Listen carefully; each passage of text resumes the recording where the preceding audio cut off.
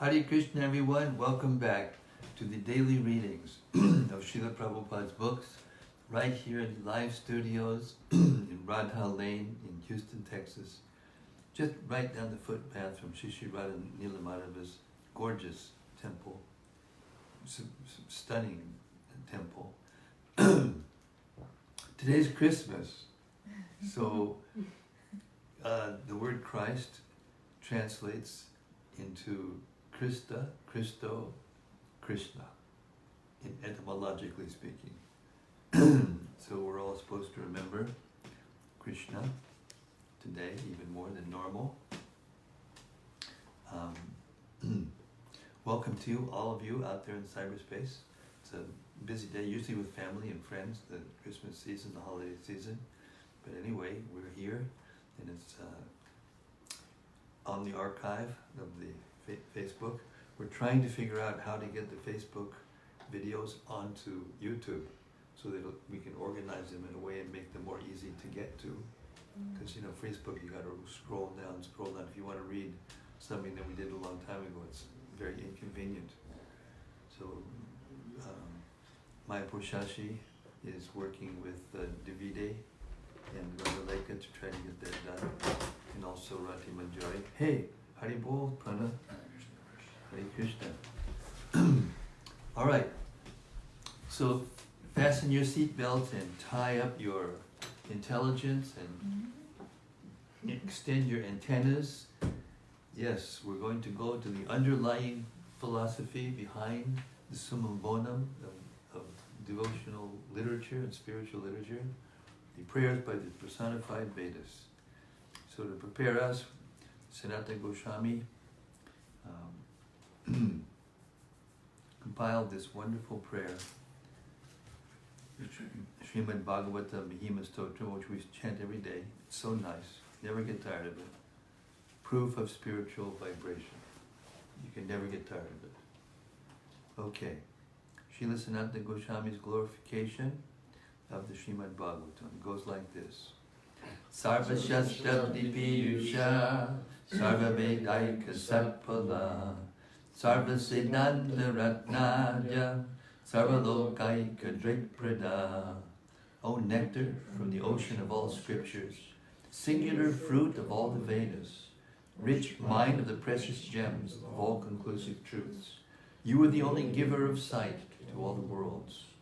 Sarva Bhagavata Prana Srimad Bhagavata Prabhu Kalidwan Guditaditya Shri Krishna Parivartita. O life air of all the Supreme Lord's devotees, O Master Srimad Bhagavatam, you are like the sun, risen in the darkness of Kali. You are the exact image of Shri Krishna. Paramananda Pataya Prema Varshakshadayate Sarvada Sarvasevyaya Shri Krishnaya Namostume. I bow down to you who are supremely blissful to read. Your every syllable pours down a flood of prema. You can always be served by everyone. You are Shri Krishna himself. Madeka Bando Matsangin Madgudo Man Mahadana Manishtada Madbhagya Madananda Namostute. My only friend, my constant companion, my spiritual master, my great wealth, my savior, my good fortune, my source of ecstasy, I bow down to you. Asadu Sadutadayin Adini Chuchatakada Hana Munchagadachin Mam Premna Rit Kantayokspura. O bestower of saintliness to the unsaintly, O exalter of the most fallen, please never leave me. Always appear in my heart and my voice with pure love. Om Namo Bhagavate Vasudevaya. Om Namo Bhagavate Vasudevaya. Om Namo Bhagavate Vasudevaya. So Srila Prabhupada used to often say that a philosophy without devotion is simply dry mental speculation or dry, speculation. And devotion without philosophy is just sentiment and can turn to fanaticism. So therefore the philosophical underpinning of devotional service is extremely important. Therefore the 87th chapter, which is the longest chapter, one of the longest chapters, is found basically after Krishna's pastimes. There's a little bit left over, but basically the main pastimes are finished. So this is the 87th chapter of the 10th canto. It's called the Prayers of the Personified Vedas. The Vedas have personified forms, and they are the court of Lord Brahma. And they also have spiritual forms in the spiritual world.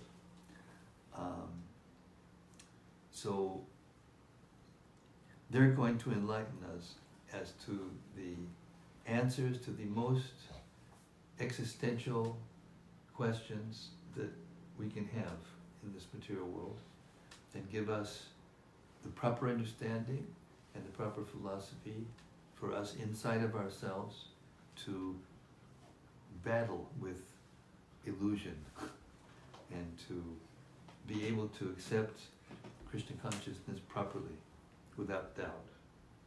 Maya saktamana partha yogam yunjan madashraya asamshayam samagram mam. We can take shelter of Krishna and of those who have taken shelter of Krishna if we're free from doubt. So this prayers by the personified Vedas is meant to do that in the most profound way. Okay, here we go. This chapter presents the prayers by the personified Vedas, glorifying the personal and impersonal aspects of Lord Narayana. King Parikshit asked Srila Shukadeva Goswami how the Vedas can directly refer to the Supreme Absolute Truth, Brahman, since the Vedas deal with the material realm governed by the three modes of nature, and Brahman is completely transcendental to these modes. In reply, Shukadeva Goswami described an ancient encounter between Sri Narayana Rishi and Narada Muni at Badrikashram. Traveling to that sacred hermitage, Narada found the Lord surrounded by exalted residents of the nearby village of Kalapa. After bowing down to Narayana Rishi and his associates, Narada submitted this same question to him. In reply, Narayana Rishi related an account of how this very question had been discussed long ago by the great sages living on Janaloka.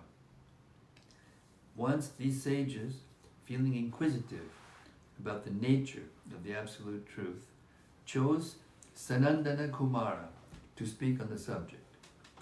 Sanandana told them how the numerous personified Vedas, appearing as the first emanations from the breathing of Lord Narayana, recited prayers for his glorification just before the creation.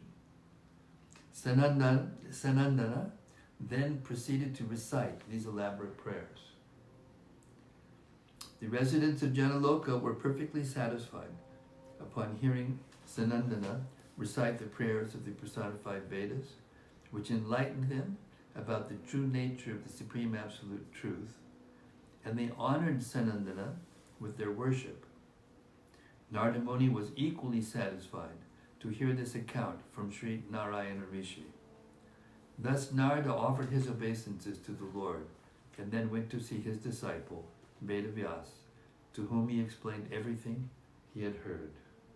And it's all about hearing from an authority, and the authority says what he heard from his authority. And it always comes down to what's like that. Text 1. Sri Parikshit said, O Brahmana, how can the Vedas directly describe the Supreme Absolute Truth? who cannot be described in words. The Vedas are limited to describing the qualities of material nature, but the Supreme is devoid of these qualities, being transcendental to all material manifestations and their causes. Purport. Before beginning his commentary on this chapter, Srila Sridhar Swami prays, Vag Isha Yasya Vadane Lakshmir Yasya Chabakshasi Yasyaste Hridaye Samvit Tam Nishingam Aham Bhaje. I worship Lord Nishinga, within whose mouth resides Saraswati, the goddess of eloquence, upon whose chest resides Lakshmi, the goddess of fortune, and within whose heart resides Sambit, goddess of knowledge. Did you say goddess of, right? Huh? This one has a misspelling. It's F-O. Yeah, that's what this. It does. The book has? It didn't even say the goddess of fortune. Sambit, goddess of knowledge? Okay, good. That means that this was added to the it's something that was missing in the translation, in the original, in the first editing. Yeah, that's right. So please make a note, because I have to send this to Dravida, because I'm reading now from Dravida's NFO. He gave it to me today. Yeah, so we got the right to the source. Okay, you're making it. Okay. Sampradaya Vishuddha Yartam Swiya Nirbandhayan Tritaha Shuti Stuti Mitabhyakyam Karishami Yatamati. Desiring to purify my sampradaya and being bound by duty, I will briefly comment on the prayers of the personified Vedas to the best of my realization. Srimad-Bhagavatam Purvai Sarda Sanishevitam Maya tu tad upasprishtam uchchishtam upachiyate. Inasmuch as Srimad-Bhagavatam has already been perfectly honored by my predecessors' explanations, I can only gather together the remnants of what they have honored. Srila Vishwanath Chakrabarti offers his own invocation. Mamaratnamanig bhavam ratnanya parichinvata asantu santu jiremi nasvasvanta vinodakrit. The saintly devotees may laugh at me for becoming a jewel merchant, though I know nothing about precious jewels. But I feel no shame, for at least I may entertain them.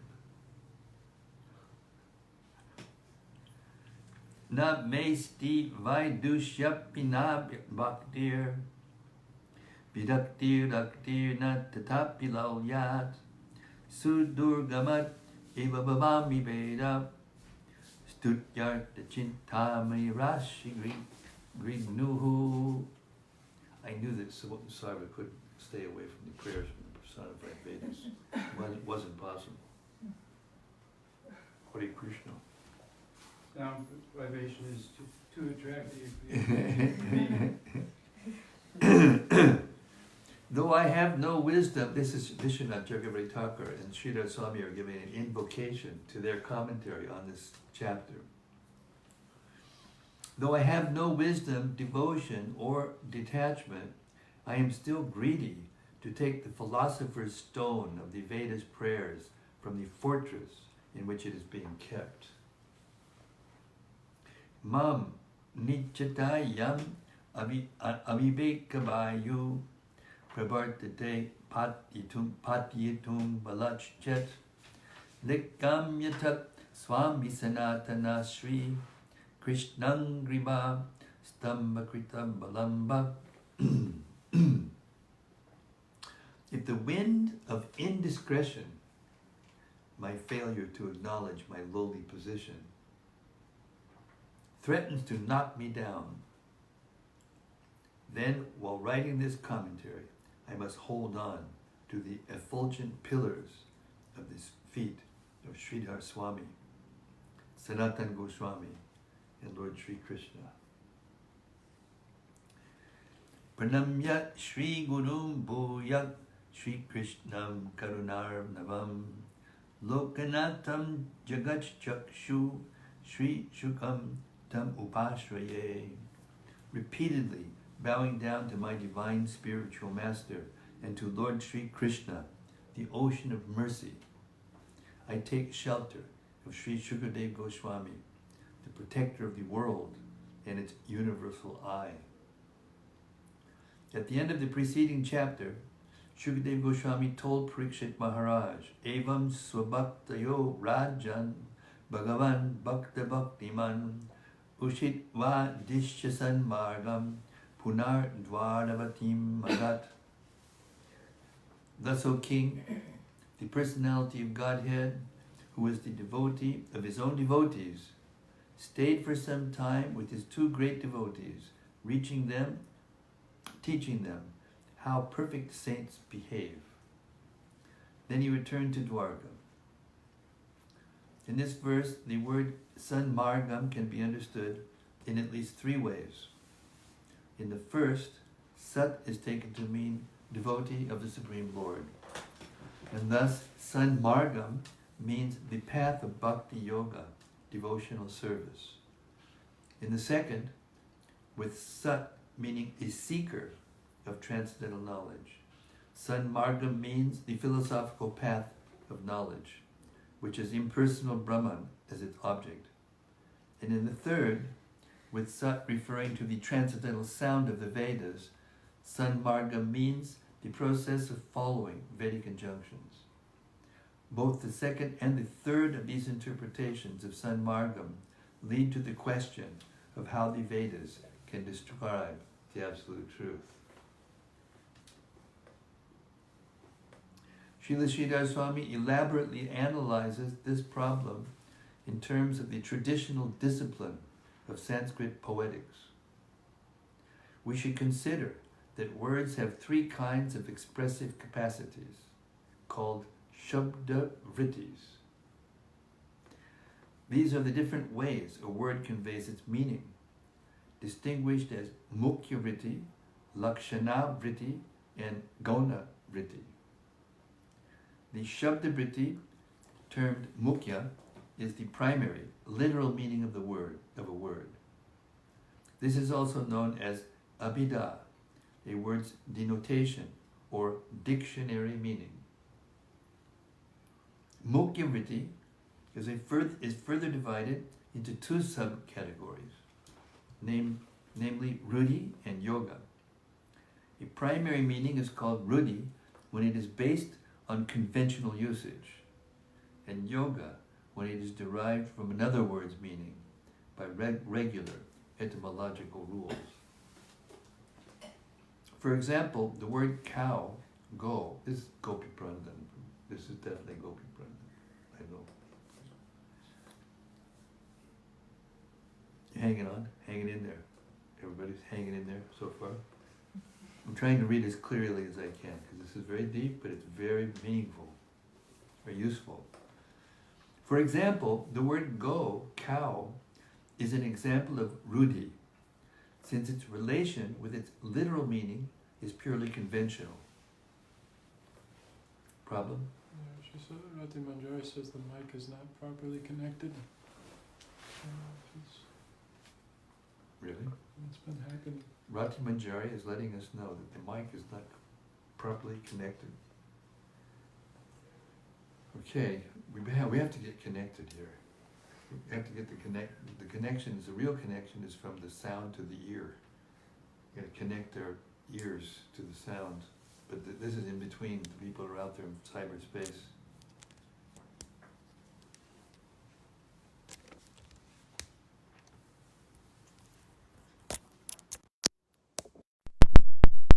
Okay, Rati, everything is being doubly checked. Okay, are you hearing? Are you trying to hear from your machine? Just you should monitor, check it. Okay, now that we're completely, disconnected with what we just heard, which is extremely complicated and difficult to follow, I'm going to go back to the beginning of this paragraph. She said it's good now. Huh? It's good now. The connection's good. Your responsibility. Huh? Huh? Double check and then test it. Okay? Every day. Okay. Thank you. Jeez. Now where to start?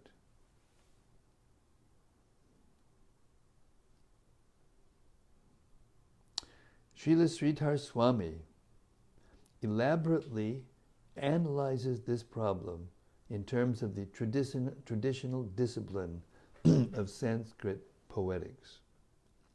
We should consider that words have three kinds of expressive capacities called Shabda Vrittis.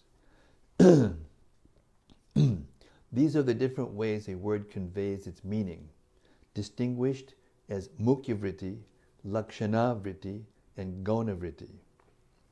The Shabda Vritti, termed Mukhya, is the primary, literal meaning of a word. This is also known as Abhida, a word's denotation or dictionary meaning. Mukhya Vritti is further divided into two subcategories, namely Ruddhi and Yoga. A primary meaning is called Ruddhi when it is based on conventional usage. In Yoga, when it is derived from another word's meaning by regular etymological rules. For example, the word go, cow, is an example of Ruddhi, since its relation with its literal meaning is purely conventional. The denotation of the word pachaka, chef, on the other hand, is a yoga vritti, through the word's derivation from the word pach, to cook, by addition of the agent suffix ka. Besides its mukhya vritti, or primary meaning, a word can also be used in a secondary, metaphorical sense. This usage is called lakshana. The rule is that a word should not be understood metaphorically if its mukhya vritti makes sense in the given context. Only after the mukhya vritti fails to convey a sense in the given context, only after the mukhya vritti fails to convey a word's meaning may lakshana vritti be justifiably presumed. The function of lakshana is technically explained in the Kavya Shastras as an extended reference, pointing to something in some way related to the object of the literal meaning. Thus, the phrase Gangayam, Gosha, literally means the cowherd village in the Ganges. But the idea is absurd, so here Gangayam should rather be understood by its lakshana, to mean on the bank of the Ganges. The bank being something related to the river. Gaunavritti is a special kind of lakshana, where the meaning is extended to some idea of similarity. For example, in the statement Singho Devadatta, Devadatta is a lion. Heroic Devadatta is metaphorically called a lion because of his lion-like qualities. In contrast, the example of the general kind of lakshana, namely Gangayam Gosha, involves a relationship not of similarity but of location. In this first verse of the 87th chapter, Parikshit Maharaj expresses doubt as to how the words of the Vedas can refer to the absolute truth by any of the valid kinds of Shabda Vritti. He says, Katam Sakshat Charanti. How can the Vedas directly describe Brahman by Ruddha Mukhya Vritti, literal meaning based on convention?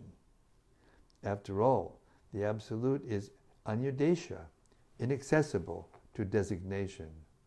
How can the Vedas even describe Brahman by Gona Vritti, metaphor, based on similar qualities. The Vedas are gunavritaya, full of qualitative descriptions, but Brahman is nirguna, without qualities. Obviously, a metaphor based on similar qualities cannot apply in the case of something that has no qualities. Furthermore, Parikshit Maharaj points out that Brahman is Sat Asatak Param, beyond all causes and effects. Having no connection with any manifest existence, subtle or gross, the Absolute cannot be expressed by some relationship of Brahman to other entities. Thus King Parikshit is puzzled as to how the words of the Vedas can directly describe the Absolute Truth. Text 2. Shukadeva Goswami said, the Supreme Lord manifested the material intelligence, senses, mind, and vital air of the living entities so that they could indulge their desires for sense gratification, take repeated births to engage in fruitive activities, become elevated in future lives, and ultimately attain liberation. Purport. At the dawn of creation, when the conditioned living entities lay dormant within the transcendental body of Lord Vishnu, he initiated the process of creation by sending forth the coverings of intelligence, mind, and so on, for the living entity's benefit. As stated here, Vishnu is the independent Lord, Prabhu, and the living entities are his jana, dependents. Thus, we should understand that the Lord creates the cosmos entirely for the living entity's sake. Compassion is his sole motive. By providing the living entities with gross and subtle bodies, the Supreme Lord enables them to pursue sense gratification and, in the human form, religiosity, economic development, and liberation. In each conditioned soul utilizes his senses for enjoyment, and when he comes to the human form, he must also discharge various duties assigned to him at the different stages of his life. If he faithfully discharges his duties, he earns more refined and extensive enjoyment in the future. If not, he is degraded. And when the soul eventually hankers to be freed from material life, the path of liberation is always available.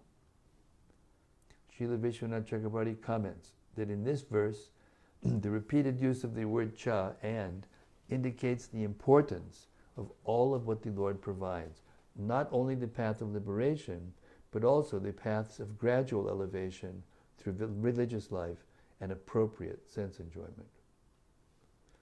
In all their endeavors, the living entities depend on the Lord's mercy for success. Without intelligence, senses, mind, and vital air, the living entities cannot achieve anything, neither elevation to heaven, purification through knowledge, perfection of the eightfold meditational yoga, nor pure devotion through following the process of bhakti yoga, beginning with hearing and chanting the names of God. How then, if the Supreme arranges all these facilities for the conditioned soul's welfare, can he be impersonal? Far from presenting the absolute truth as ultimately impersonal, the Upanishads speak at great length about his personal qualities. The absolute described by the Upanishads is free from all inferior material qualities, and yet he is omniscient, omnipotent, the master and controller of all, the universally worshipable Lord, he who awards the results of everyone's work, and the reservoir of all eternity, knowledge, and bliss. The Mundaka Upanishad 119 states, Yak sarva gyak sa sarvavit yasya jnana mayam tapaha. He who is all-knowing, from whom the potency of all knowledge comes, he is the wisest of all. In the words of the Brihat Aranyaka Upanishad, 4:4-22, 373, and 124. Sarvasya Vashi Sarvasye Shanaha. He is the Lord and controller of everyone. Yak pritivyam tishtan pritivya antarat. He who resides within the earth and pervades it. And so, kama yata bahushyam. Kama yata bahushyam. He desired, I will become many. Similarly, the Aitareya Upanishad 3:11 states, Sa aikshatat tat tejo srijata. He glanced at his potency, who then manifested the creation. While the Taittiriya Upanishad 2:1-1 declares, Satyam Jnanam Anantam Brahma. The Supreme is unlimited truth and knowledge.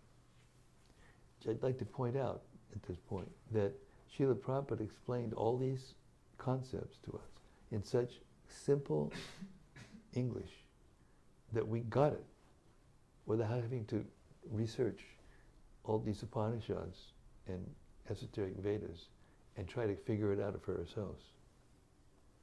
I mean, how kind is that? How merciful is that? And how smart is that?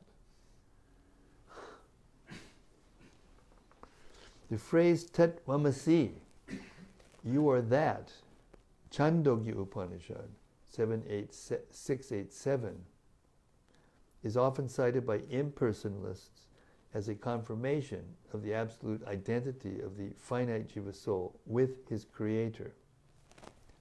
Shankaracharya and his followers elevate these words to the status of one of the few Mahavakyas, key phrases they say express the essential purport of Vedanta. The leading thinkers of the standard Vaishnava schools of Vedanta, however, vociferously disagree with this interpretation. So we should vociferously disagree with this interpretation. Acharyas Ramanuja, Madhva, Baladev Vijabhushana, and others have offered numerous alternative explanations according to a systematic study of the Upanishads and other Shrutis.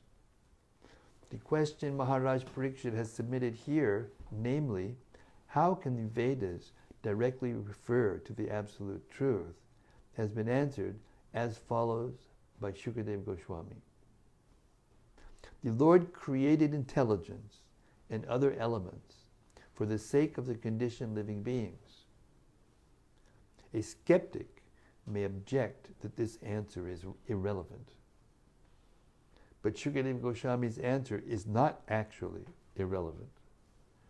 As Srila Vishwanath Chakravarti explains, answers to subtle questions must often be phrased indirectly. As Lord Krishna himself states, Bhagavatam 11:21-35, Parokshavaddha rishayak paroksham mamacha priyam. The Vedic seers and mantras deal in esoteric terms, and I also am pleased by such confidential descriptions. He likes it, Krishna. Parokshabad. Indirect. Like if somebody walks in the door and you say, something about him, a tall, handsome person has just entered the room. It's more tasty than saying such and such entered the room, his name.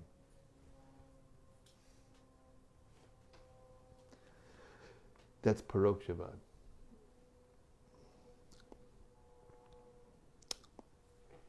In the present context, the impersonalists on whose behalf Parikshit Maharaj asked his question cannot appreciate the direct answer.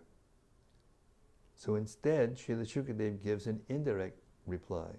You say that Brahman is indescribable by words, but if the Supreme Lord had not created the intelligence, mind, and senses, then sound and the other objects of perception would all be just as indescribable as your Brahman. you would have been blind and deaf since birth and would know nothing about physical forms and sounds. What to speak of the Absolute? So, just as the merciful Lord has given us all faculties of perception for experiencing and describing to others the sensations of sight, sound, and so forth, in the same way, He may give someone the receptive capacity to realize Brahman. He may, if He chooses, create some extraordinary way for words to function, apart from their ordinary references to material substances, qualities, categories, and actions, that will enable them to express the Supreme Truth. He is, after all, the Almighty Lord, Prabhu, and He can easily make the indescribable describable. Lord Matsya assures King Satyavrata that the Absolute Truth can be known from the words of the Vedas. Madiyam cha padam brahmati shabditam vitsyasyanu me samprashnaya vivritam hari vidi. You will be thoroughly advised and favored by me, and because of your inquiries, everything about my glories, which are known as Param Brahma, will be manifest within your heart. Thus you will know everything about me. Bhagavatam 8:24-37, and in the Chaitanya Charitamrita, which I just happened to read this morning, so it's fresh in my mind. After Lord Chaitanya explained the Atmarama verse in 61 ways, Sanatana Goswami said, my Lord, I won't even be able to remember this, what to speak of write it down. So I'm asking you to actually empower me to do this. Unless you do that, there's no way I'm going to do this. And then Lord Chaitanya immediately said, you will remember it, and you will be able to apply it, and you will be able to express it, and it'll be empowered so others will be able to understand. That's what it says right here. That the Lord can make the inexplicable explicable, the indescribable describable.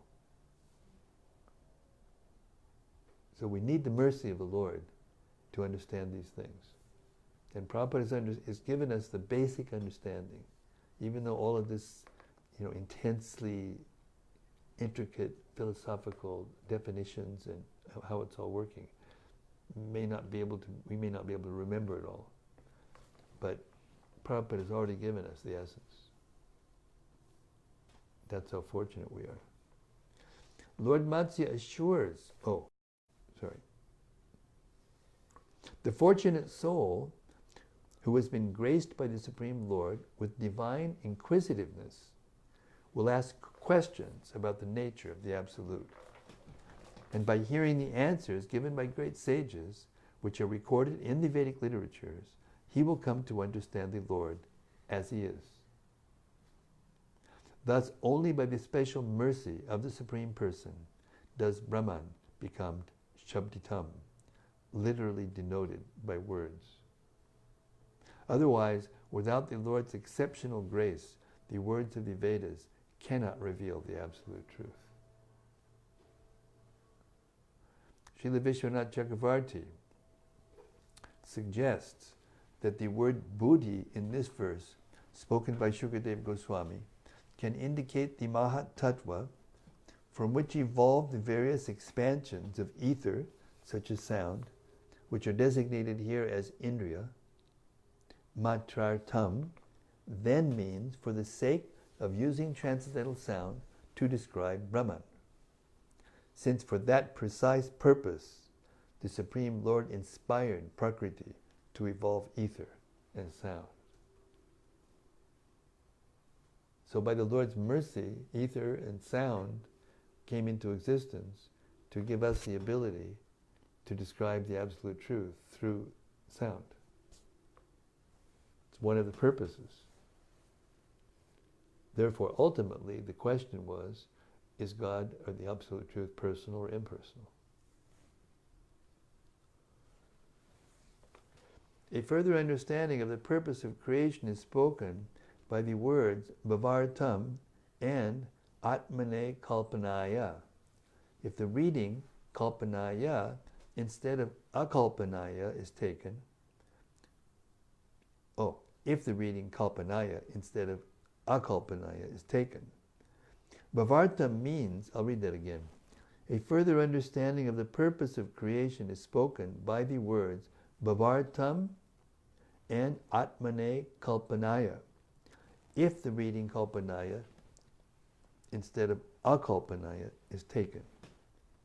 Bhavartam means for the good of the living entities. Worship, Kalpanam, of the Supreme Self, Atmane, is the means by which the living entities can fulfill the divine purpose for which they exist. Intelligence, mind, and senses are meant to be used for worshipping the Supreme Lord, whether or not the living entity has yet brought them to the stage of transcendental purification. How both purified and unpurified devotees use their intelligence, mind, and senses in worshipping the Lord is described in reference to the following quote from the Gopal Tapani Upanishad, Purva 12. Sat pundarika nayanam megabham vaidyutam baram dvibhujam mauna mudradyam vanamalinamishwaram. The Supreme Lord, appearing in his two-armed form, had divine lotus eyes, a complexion, the color of a cloud, and garments that resembled lightning. He wore a garland of forest flowers, and his beauty was enhanced by his pose of meditative silence. The transcendental intelligence and senses of the Lord's perfect devotees correctly perceive his purely spiritual beauty, and the realizations are echoed in the Gopal Tapani Shruti's comparison of Lord Krishna's eyes, body, and clothing to a lotus, a cloud, and lightning. On the other hand,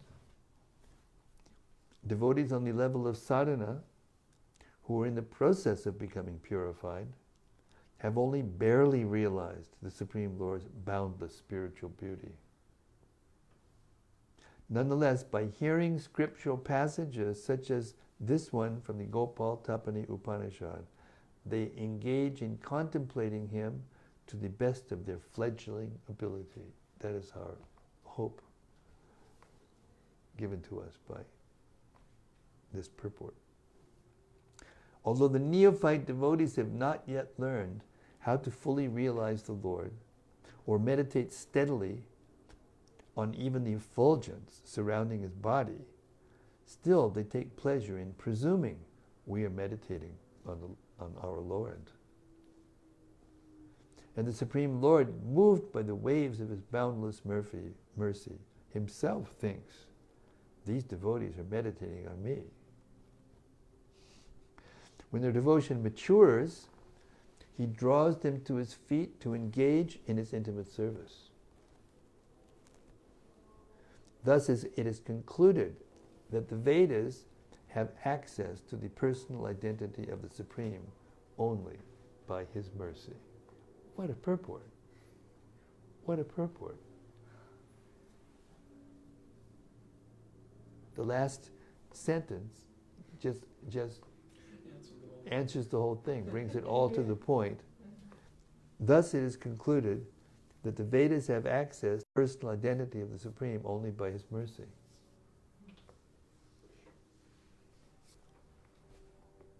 Therefore, let those who have ears hear. Keep hearing. Don't stop hearing. Don't stop hearing under any condition. And gradually, this mercy will come and it will all become clear. And it's not necessary, this is what it's saying, it's not necessarily, absolutely necessary to know all those details in order to get this conception that God is a person.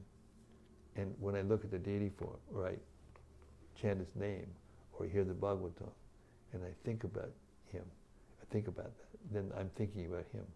I'm meditating on him.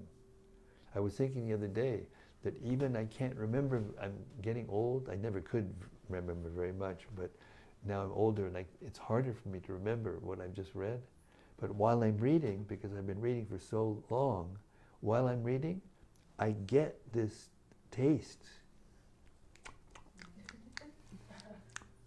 that's inexplicable. It's not, but I can't ignore that it's there.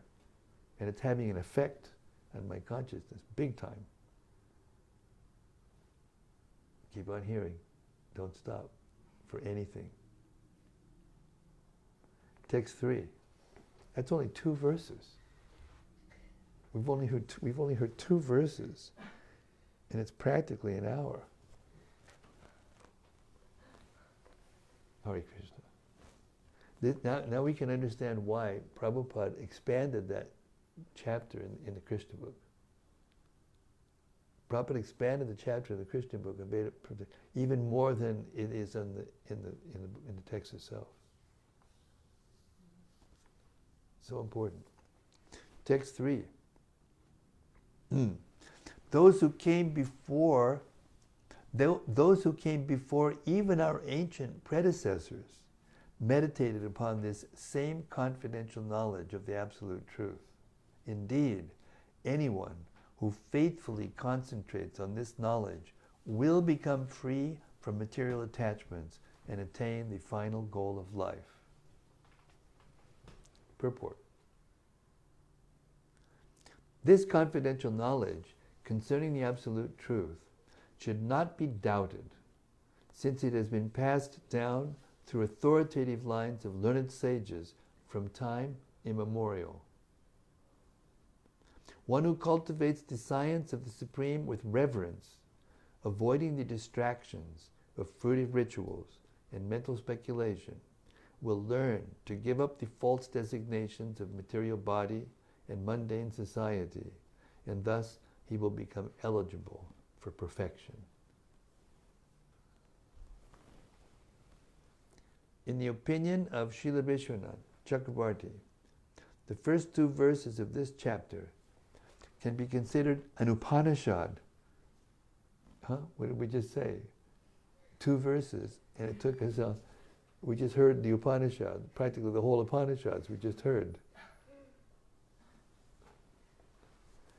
In the opinion of Srila Vishwanath Chakravarti, the first 2 verses of this chapter can be considered an Upanishad on the topic of Brahman. Shukadeva Goswami here disclaims authorship on the grounds that this Upanishad was spoken previously by Narada Muni, who himself heard it from Sanatana Kumara. And what did Prabhupada say? So clear. I'm not perfect, but I'm speaking what Krishna speaks.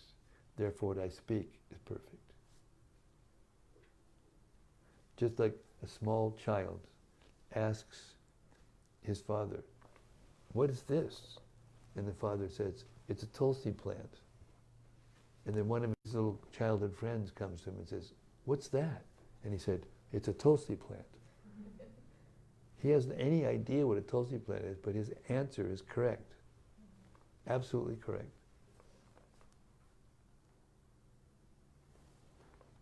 Text 4. In this connection, I will relate to you a narration concerning the Supreme Lord Narayana.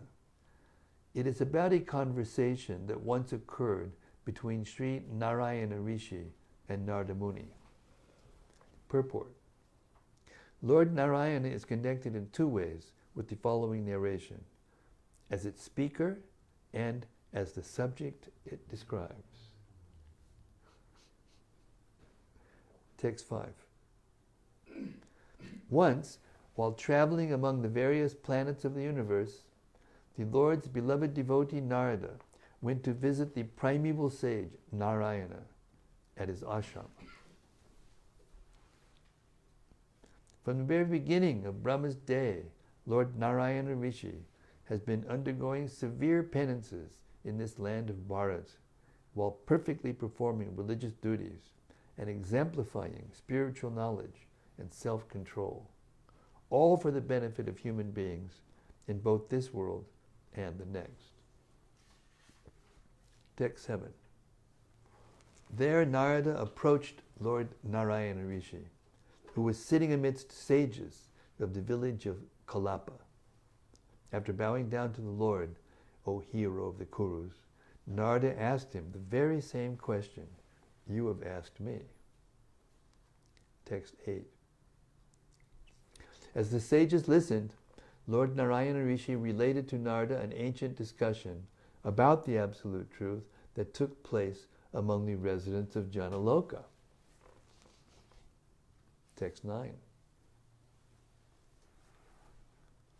The personality of Godhead said, O son of self-born Brahma, once long ago on Janaloka, wise sages who resided there performed a great sacrifice to the Absolute Truth by vibrating transcendental sounds. These sages, mental sons of Brahma, were all perfect celibates. Purport. Srila Sridhar Swami explains that the word satram here refers to a Vedic sacrifice in which all the participants are equally qualified to serve as priests. In this instance, each of the sages present in Janaloka could speak equally well on the topic of Brahman. Text 10. At that time you happened to be visiting the Lord on Shvetadvip, that Supreme Lord in whom the Vedas last during the period of universal annihilation.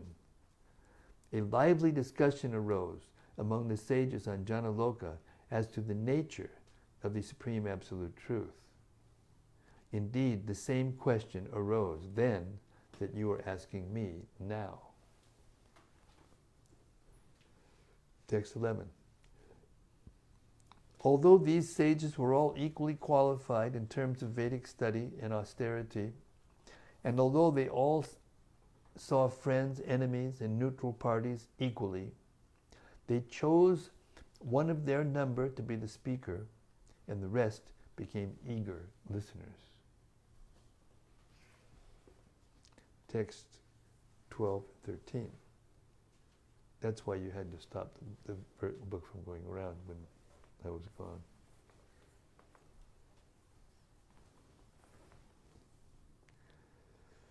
Okay.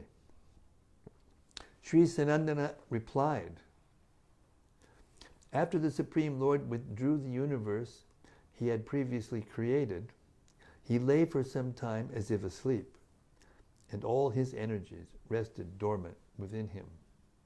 When the time came for the next creation, the personified Vedas awakened him by chanting his glories, just as the poets serving a king approach him at dawn and awaken him by reciting his heroic deeds. So this is an example that the Vedas are actually co-eternal with God.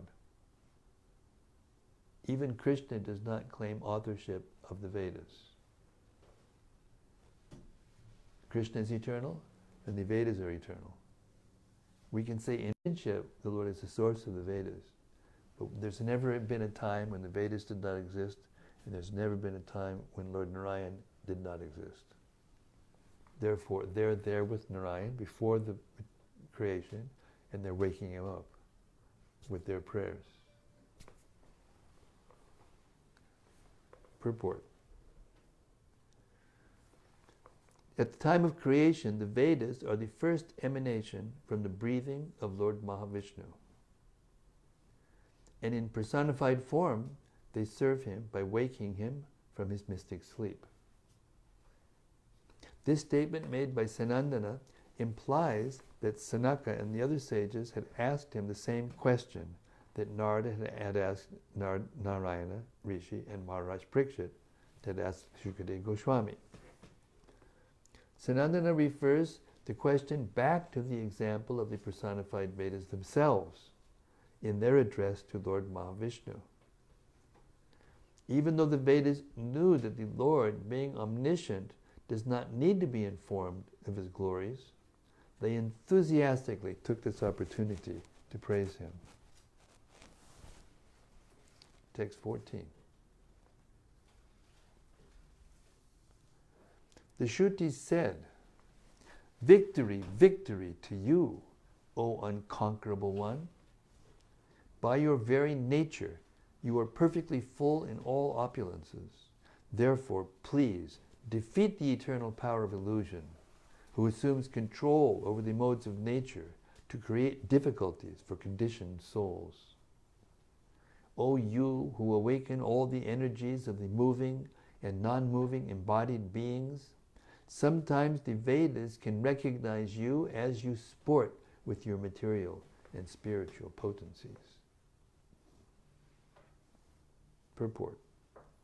According to Srila Jiva Goswami, the 28 verses of the prayers of the personified Vedas, text 14 to 41. Hare Krishna, Nitya, Hare Bol. Keep those guests coming. I'll try. Have we seen the two that you brought that one day yet? Have we seen them again? I just talked to them on the phone. You talked to them on the phone? Yeah. Really? Are you gonna They're gonna come. Are you gonna share your contact, your Rolodex with yours truly? Yeah. Or are you gonna keep it all to yourself? No. Oh, good. Text me.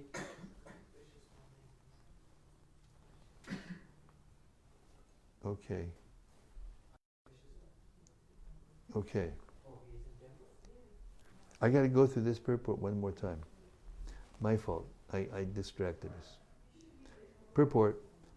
Srila Jiva Goswami, the 28 verses of the prayers of the personified Veda, text 14 through 41. This is 14. We're just starting this.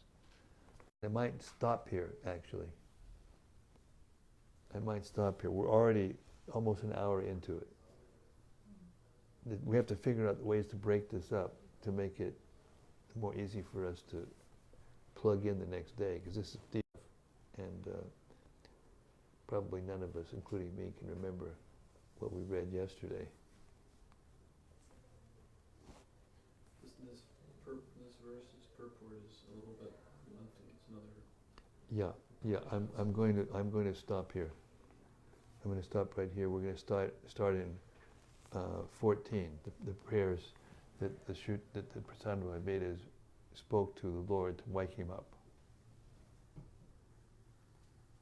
which contain all the knowledge. It really isn't interesting, isn't it? How the prayers of the self-realized personalities explain everything about the absolute truth. Okay, Sarvasiya. Haribo.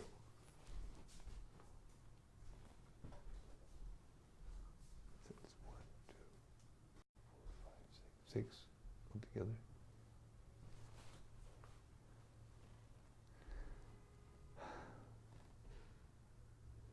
Okay, we're going to stop here, and this isn't such an easy chapter to reflect on, but we've done a little bit during the reading.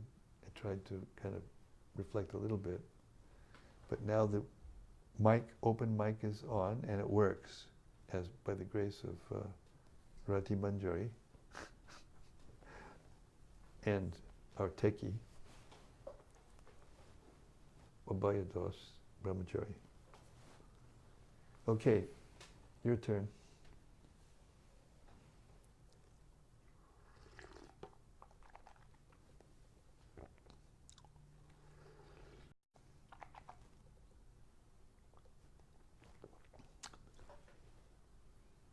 Yes, Doug. I knew Bhakti Doug has the courage to start us off. Got all this intelligence from going on in Sankirtan.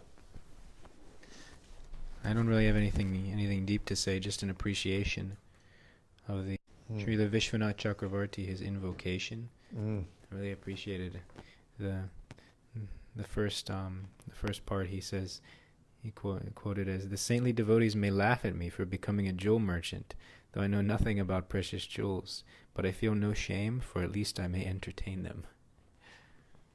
I just like his his attitude at trying to, I guess, take up the task of explaining what's going on and commenting on this section.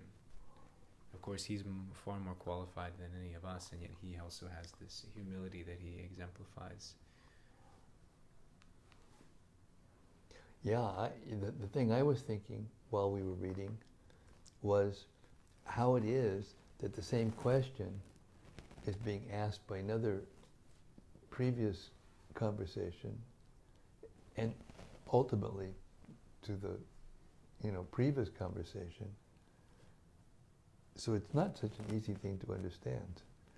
Otherwise, why the topmost people in the planet, in the universe, are trying to understand it, or discussing it. So therefore, we shouldn't become, in any way discouraged because we can't follow it all, or especially the first time we hear it, or even second or third or fourth or 10th or 100th, But Lord Chaitanya's come, and Srila Prabhupada came to the West to give us the essence of this teaching in a way we can understand it without all the details of the philosophical analysis of the Sanskrit and poetics and language and all of that. That's amazing. To me, that's the most amazing thing. That Prabhupada explained to us what the creation was and who the Supreme Personality of Godhead is. And we got it just from him saying it. That's the most mystical thing I've ever experienced in my life.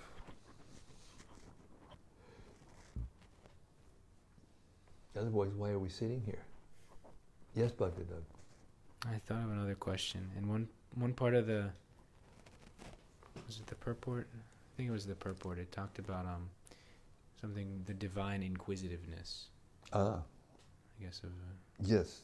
of those who received the grace of Krishna. I was going to ask about this divine inquisitiveness, and how does one actually receive this grace and begin to be able to ask the right questions to receive the knowledge. Well, first of all, one needs humility. And therefore, in the Bhagavad Gita, the 13th chapter, there's a list of what knowledge is. And Prabhupada very carefully says in the beginning of the purport that we shouldn't think that this is a product of the material nature. These are the means to get out of the material nature. This is real knowledge. And the first one is anambitvam, humility, and the next is adambitvam, pridelessness. In the end of the purport, which is quite a long purport, Prabhupada says, knowledge begins with humility. So what does that mean in relationship to inquisitiveness? What does that make you think of? Well, you have to be humble, otherwise you think you already know the answer to. Yeah, in other words, you said it, but indirectly. Parokshavad is very tasty. Humility means you have to admit you don't know. Okay. Until you admit that you don't know, you won't inquire. So it's not a bad thing that you don't know. But Maya is so strong that she tells you, oh, you don't know, then you're worthless. Why don't you just go into a cave somewhere, go into a corner and just, go away.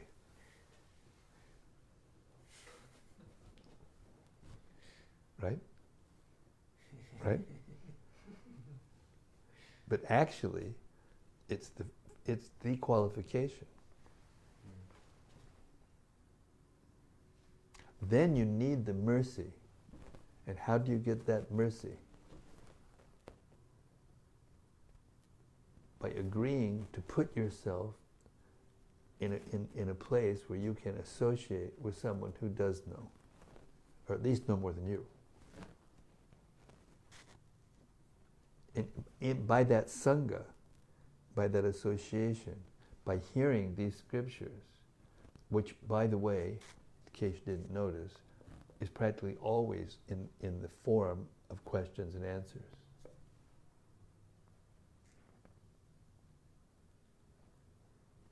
So you learn how to inquire from hearing from persons who know how to inquire. But if you're not humble, then you'll just argue in your mind. They may be, but also it could be. And therefore, every time it just goes back and back and back to personalities that you can't argue with, and if you do, then you're a mudha, fool, rascal, as Prabhupada would say.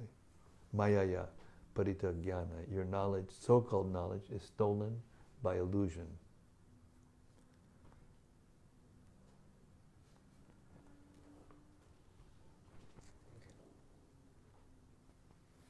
And I did hear Prabhupada say just the other day that, we need to inquire. Tadviri panipadini pariprashnena. Prashnena means to inquire. To the degree that you can inquire, and then to that degree you'll go forward. But that's not absolute. Because Prabhupada, he only asked one question of his spiritual master. And he sat and listened quite a bit. And sometimes he said he didn't understand. He told us that. But he asked, what can I do for you? That was his question. In the beginning and in the end, he asked that question. And he said to us, that was the only question I asked. We don't know all the details of that, but Prabhupada said that to help us to understand, that if we can hear, it is absolutely necessary to inquire. Therefore, usually one person's speaking and one person's inquiring. Sages of Naimisharanya, Shukadev and Parikshit. Parikshit's inquiring, Shukadev's speaking, and everyone else who's there is hearing and learning and getting the advantage, even though they're not inquiring.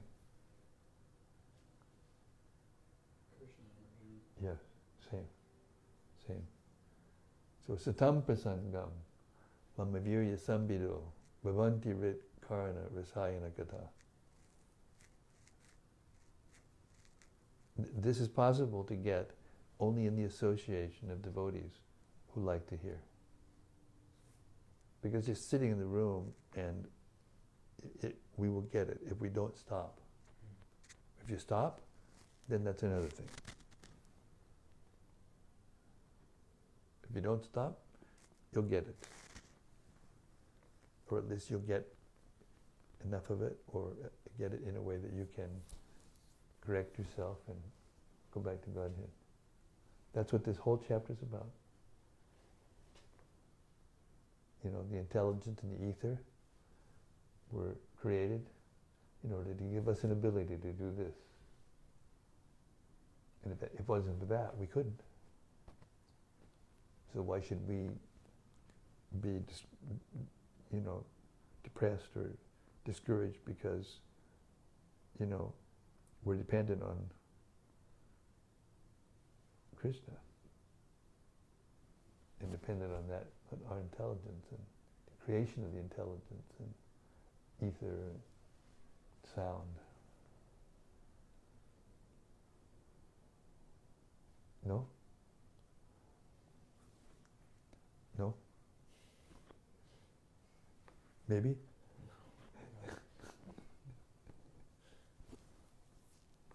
Yes, Abhaya has finally gotten his name right.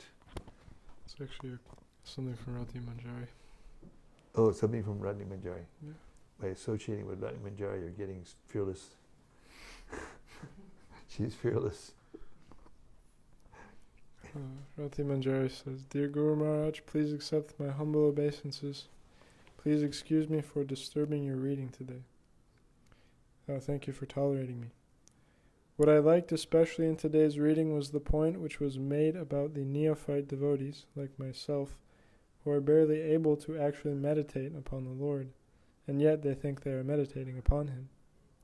And the Lord is so kind that He accepts our imperfect meditation and considers it valid.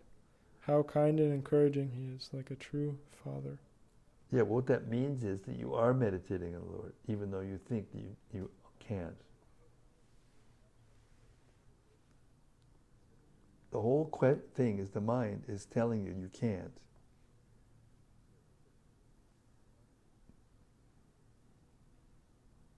But when you see the form of the Lord on your computer screen or on your smartphone that was taken, and you're looking at it, and you keep looking at it, and you're appreciating it, and you like it, that is meditation on Krishna.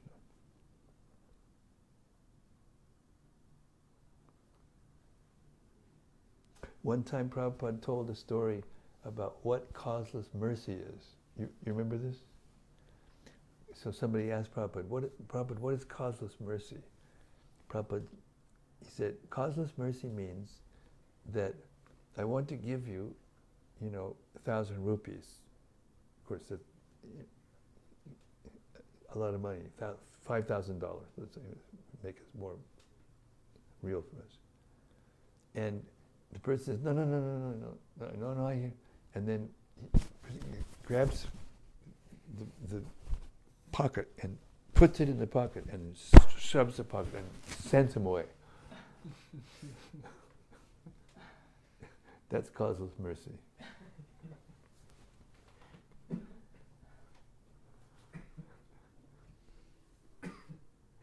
And in that way, Prabhupada had the ability to say things in a way that we could understand.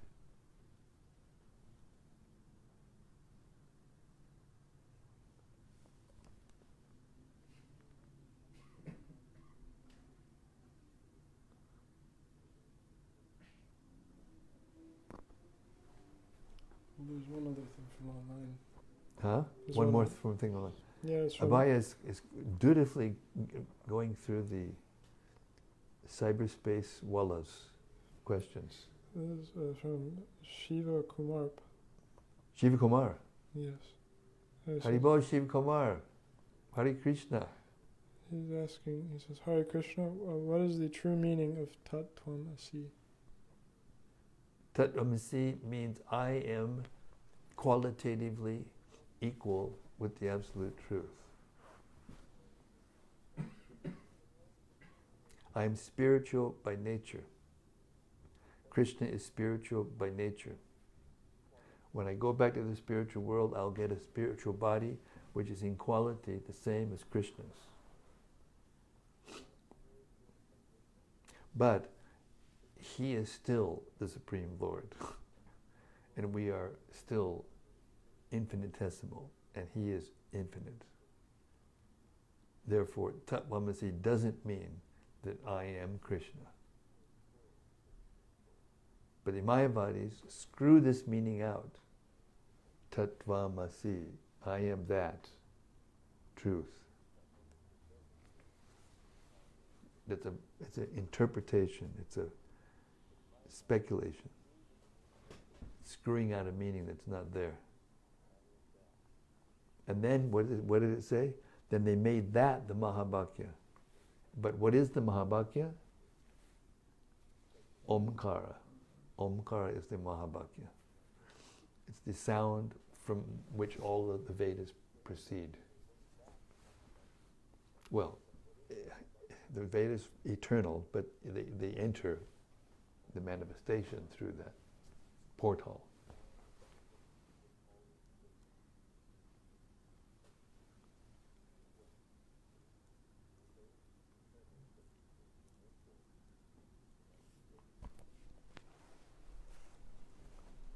Okay, Prana, take it away. You're going to take it to the next level.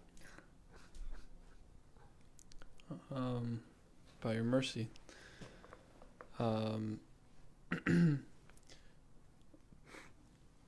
I have different. There's a lot because that was, even though we didn't read so many texts, but those first two purports were so profound, especially that second one. And I was appreciating how great a job the Prabhupada's disciples did Yes. on that. it was just, it was beautiful. That last paragraph, that last sentence, it really reached that crescendo. Yes. And made it very, very easy to understand, actually. Yeah. It was dense. There was a lot there. And Remember you have what to I read told carefully. you about the conversation I heard? Where Nanda Mars and the BBC trustees were talking about, kind of expanding the explanation of what happened, so that more devotees can actually understand how it happened. And in that conversation, he revealed to us that he, for different reasons, he withdrew because he had other things that he had to do. And Gopi Prandanabhru practically did from the chapter 60 on to the end, the 10th canto.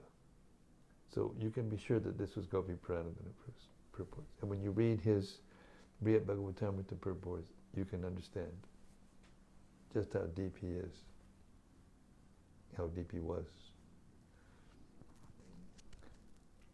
It was also to the point how, you mentioned pariprashnena, and I was thinking how that word means to inquire all around to better understand the subject matter. Yeah. And I was thinking that's what that purport did. It addressed so many different facets of the subject, how ultimately the Absolute Truth is a person, that it made it makes my conviction much stronger. Yes. It makes the intelligence really strong. Yes. And I was also thinking what you said, how Srila Prabhupada, however, didn't necessarily ask so many questions except how may I serve you? And it seems like if the conviction's already strong, then one may not have to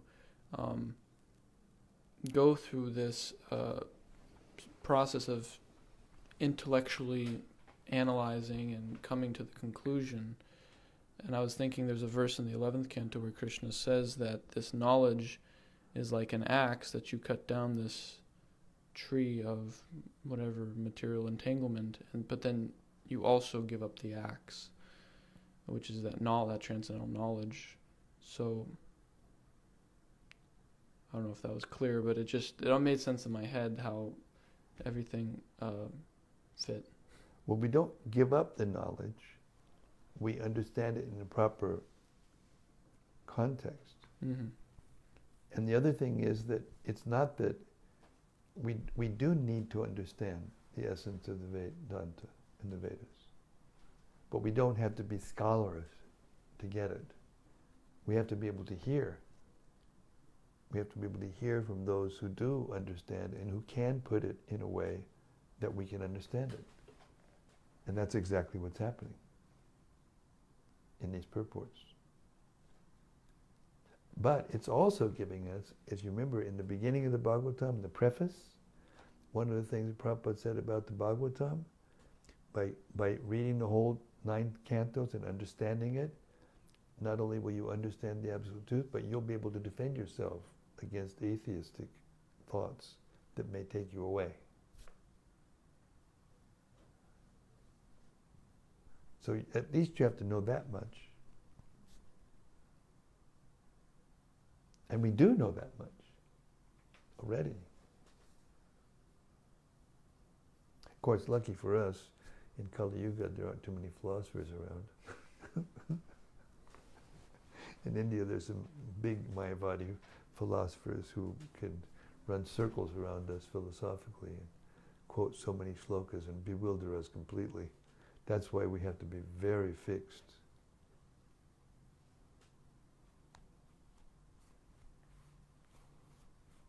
Strong in order to tolerate the winds of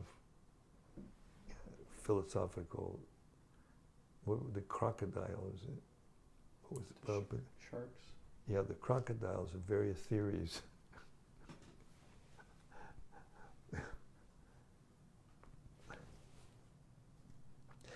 It is 7:30 and I'm going to stop now because I have to get up very early and do my reading for the audiobook, Chaitanya Charitamrita. We're starting the 25th chapter of the Madhya Lila tomorrow morning. And if I can do 23 3 pages a day. Between now and when I have to leave, we'll be able to finish the Chaitanya Charitamrita, even the things that we need to re-record. And that way, Rasika will have what he needs to, edit it, and we should be able to get the final product by next year sometime, which is a great achievement by the mercy of the Vaishnavas. Srila Prabhupada.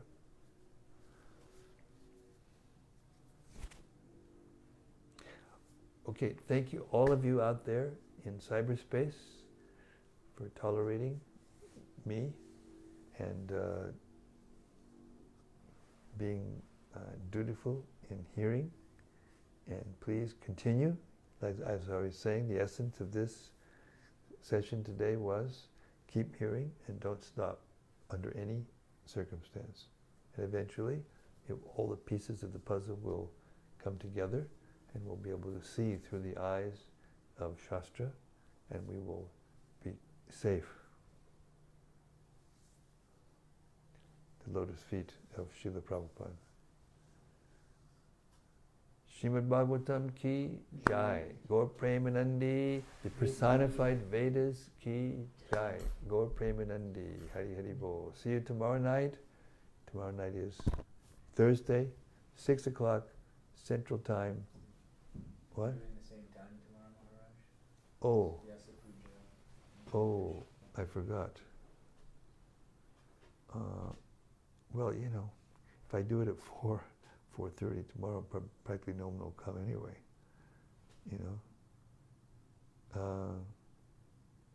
Okay, we're going to do the reading tomorrow at 4:30 Central Time, because Hanumat Prasad Swami Maharaja's Vyasa Puja, he's here, and he's going to do his Vyasa Puja here. So the devotees want to go to that.